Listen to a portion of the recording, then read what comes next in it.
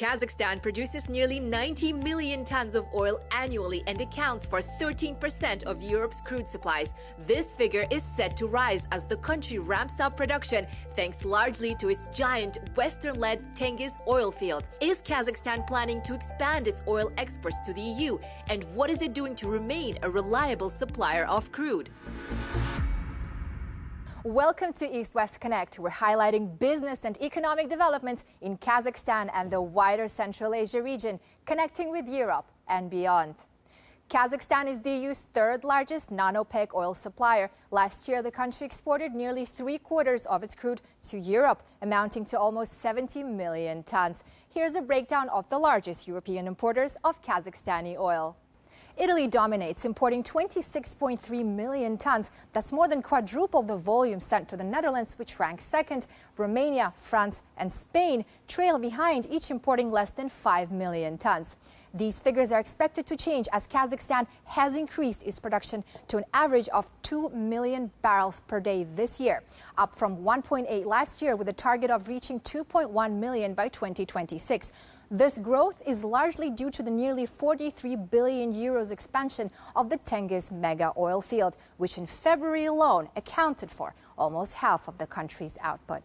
To put the scale of Kazakhstan's proven oil reserves into perspective, Uzbekistan and Turkmenistan each hold just under 600 million barrels, whilst Azerbaijan holds 7 billion. And Kazakhstan leads the region with 30 billion barrels, producing around 2% of the world's oil. 70% of Kazakhstan's oil comes from its three main fields: the onshore Tengiz and Karachaganak and the offshore Kashagan, all located in the west of the country. Joining us now to discuss Kazakhstan's output strategy is oil and gas industry expert, Mr. Askar Ismailov. Mr. Ismailov, welcome. Thank you for inviting, and good to be here. What does the recent surge in Kazakhstan's oil output signal for the European markets? Does it mean that Kazakhstan is positioning itself to boost exports into the EU?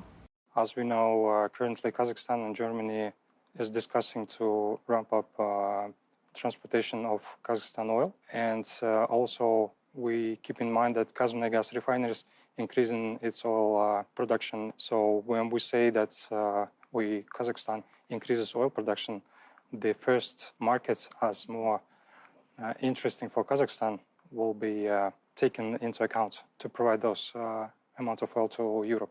And how sustainable is Kazakhstan's recent production ramp-up? I think it is sustainable due to, as we know, those projects uses best practices and technologies. And also it's in interest of Kazakhstan itself, because any huge increase makes some difficulties in market itself. I mean, world oil market. So it's going to be very smooth. What measures do you think the government is taking to ensure that Kazakhstan remains a reliable supplier of crude to the European market? Minister of Energy is always in connection with international oil companies that represents, as I said, in major oil fields. Also, Kazakhstan is negotiating with Germany, so I think they're doing their best to keep online all this conversation, negotiations. Great having you with us. Thank you for your insights today. Thanks again. About 80% of Kazakhstan's oil exports flow through the Caspian Pipeline Consortium, which runs through Russia. Other routes to the west include the Ataral-Samara pipeline and an alternative corridor that passes through Azerbaijan, Georgia, and Turkey. Here, oil from Kazakhstan's major fields is delivered to the port of Aktau. From there, it is loaded onto tankers and transported across the Caspian Sea to a terminal near Baku. The crude is then funneled into the Baku-Tbilisi-Ceyhan pipeline and delivered to the Ceyhan terminal on the Mediterranean coast. We talked to the company in charge of moving Kazakhstani oil across the Caspian and the open seas to the European markets. By 2026, Kazakhstan will cover nearly all of its oil exports via the Black and Mediterranean seas. Kazmortransflot, the national sea carrier, is expanding its fleet to 8 tankers to meet 90% of maritime demand, delivering from Russian and Turkish terminals to Italy, France, and Romania. Задача Казмоторфлота состоит в том, чтобы эффективно и безопасно транспортировать нефть на международные рынки. Это включает в себя как Каспийское море, так и открытые моря. Last year, Kazachstan transported a record 13 million tons of Kazakhstani oil in open waters, the highest annual volume in its history. 11 million tons were delivered via the Black Sea, and another 2 million from Turkey. Данное увеличение связано с увеличением транспортировки нефти по Актау-Баку из объемов Tengiz oil. То есть вместо традиционного маршрута по трубопроводу КТК он переправил часть нефти в направлении Актау-Баку, которая далее транспортируется по трубопроводу Баку-Тбилиси-Джейхан. With Kazakhstan boosting oil production and Kazachstan expanding its fleet, the country is well positioned to supply more crude to international markets.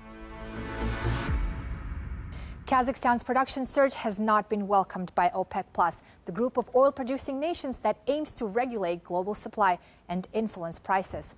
Analysts say that the oil alliance has pushed the overproducers to scale back and penalize countries that exceed their quotas by letting prices fall. To help us understand the impact of OPEC+ cuts on Kazakhstan's oil shipments, we're now joined by Asylbek Jakiev, an expert who has tracked his sector closely for years. Mr. Jakiev, welcome. Thank you very much. How have OPEC+ restrictions affected foreign investment in Kazakhstan, if at all? From one side, Kazakhstan has to fulfill this OPEC obligation since Kazakhstan signed this agreement.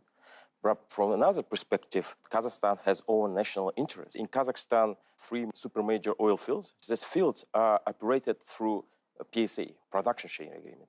So Kazakhstan doesn't have too much control over these fields and over these operators of Western companies, because since these PSAs are signed back 30 years ago. Just to elaborate, what are the main challenges in meeting these OPEC+ targets? Kazakhstan has to agree with these majors. Yeah. It doesn't mean automatically that these investors or these companies that work in Kazakhstan will agree with the government. Just to say that, look, guys, you need to limit your production within 5 or 6 months because we have OPEC plus agreement. It doesn't appeal a lot. If you take last 30 years, oil and gas sector brought more than $100 billion of investments to the sector, and Kazakhstan produces daily about less than 2% of global oil production. So it doesn't affect so much the balance of supply and demand. Mr. Jakiev, I appreciate your time and perspective. Thank you very much.